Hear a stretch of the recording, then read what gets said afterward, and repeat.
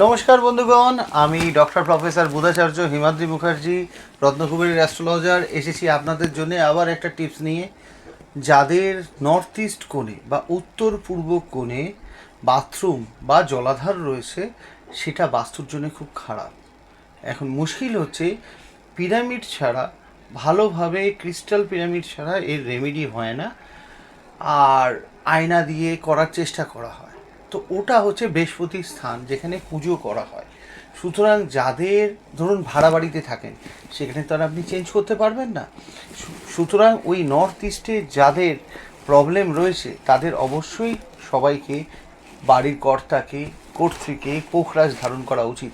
কারণ বৃহস্পতি স্টোনকে যদি বেটার পাওয়ার দেওয়া হয়, তাহলে এই নর্থ ইস্টের ডিসেবিলিটিটা কমে। কারণ নর্থ ইস্টে বাথরুম থাকলে রোগের পেছনে পয়সা যায়, শরীরের পেছনে পয়সা যায়, অর্থের অপচয় ঘটে এবং রিলেশনশিপে প্রবলেম ঘটে।